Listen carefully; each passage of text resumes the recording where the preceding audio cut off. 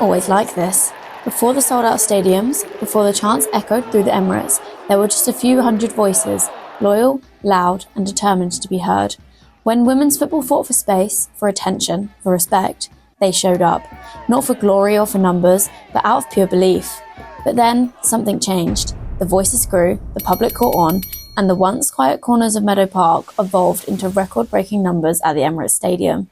This is their story, the story of the supporters who transformed the game, the ones who became Arsenal women's 12th player. Today, tens of thousands fill the Emirates, but not too long ago, the women's game was different. The women played with the same grit and determination, but with just a few scattered seats full, very few saw the game for what it was. I sat down with the chairwoman of the Arsenal Women's Supporters Club to get a feel for just how far they have come. After the Euros, so after the 22, obviously there was a massive hype in women's football after that. And there was a couple of us within the fan base who wanted to start up like a singing group, make some chants and change the atmosphere at Meadow Park. So a few fans got together and we made an unofficial group called the Red and White. And that group was just nothing to do with the club. It wasn't official. It was just a bunch of us who decided to just stand in the North Bank because it was unreserved. We could stand up the whole game. And we just thought we'd get a few chants going and see what happens. And that just took off massively. We realised, okay, we're making a bit of a difference here. Meadow Park started to sell out week in, week out. And the noise started to get bigger and bigger. Fast forward to the end of the season, and the support for the Gunners had expanded exponentially. The usual few thousand voices in Boreham Wood transformed into 60,063 voices as Arsenal women sold out their very first match at the Emirates Stadium. Now, I'm not saying we were obviously, we were the reason why we sold out. I definitely feel like the Red and White played a massive part in that, how that energy shifted that season, because noise and atmosphere and chants started to have a domino effect throughout the entire WSL.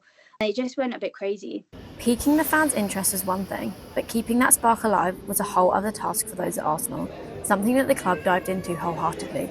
Just 2 seasons after selling out the Emirates for the first time, the club made N5 the home of their women's team, becoming one of the very few teams in the WSL to share an official home with their male counterparts. And credit to the club, they gave us the opportunity to grow. They gave us what we needed, but they listened, because I think they realised there's no way we're going to be able to expand and eventually make Emirates home if we don't work with the SC.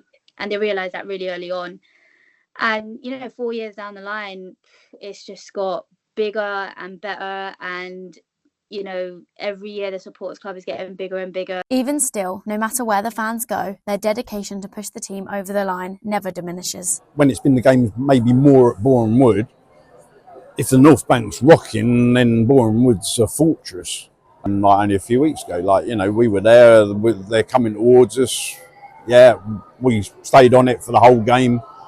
We didn't stop, and we never will. But Arsenal fans haven't just created a shift to improve the atmosphere. Their effect has been contagious, and even the players, past and present, have caught on to the magic taking place in North London. For the players, the growth in the stands is hard to ignore, and the outpouring of support has not gone unnoticed. It means everything to us. I think we are lucky enough to have the best fans in the league, if not the world. And there's so many times where games are tight, they're like our extra player on the field, and they really do spur us on to get a win or to hold out and not concede goals. They're so loud, they're so passionate, and I feel like they know how much we appreciate them, but it's always nice to say we couldn't do what we do without them, and we very much appreciate and showing up for us no matter where we are in the world. For many of these players, growing up, playing in a stadium in front of a packed-out crowd was something reserved for the men's team only. I travelled to the London City Lionesses training ground to speak to legend of the game and former Arsenal player Danielle Donk about her experience playing in the ever-growing landscape of women's football. I was a little girl. I could only go and watch men's football in big stadium, and I was always thinking I want to play in this, I want to play on the field, not knowing that I couldn't because I was a girl. It just wasn't really possible for me back then. But I always had that dream to play in full stadiums. How amazing would it be? Everyone cheering when you make a tackle or goal, whatever. Just amazing. That was always that is a dream if you play in a full stadium that's literally singing your song or cheering you or whatever. So it's really, really nice when that happens. And the fans aren't filling the stadiums with just noise and colour. The energy transforms onto the pitch as well. I see them as our 12th player. For example, like if you don't have them, you're kind of losing 1-0. At Arsenal, success has never belonged to just one team. The club has long spoken about its pride in their one club mentality. All it takes is a scroll on their socials to see the men's page peppered with women's content. It is a belief in the badge and equal success. While the mentality has not always been as visible as it is today, when the women walk out onto the pitch at the Emirates, they do so not just as a side project, but as part of the same story. Nigel Mitchell is the stadium announcer at the Emirates and has watched firsthand the effect that the fans have on the club. You speak to the players and they say how important the crowd are. You know, they really are the 12th person, helping the team along. So you cannot underestimate the importance of the role that the supporters play for both our men's and women's teams. And in the men's game, you may have seen Mikel, every week before a match.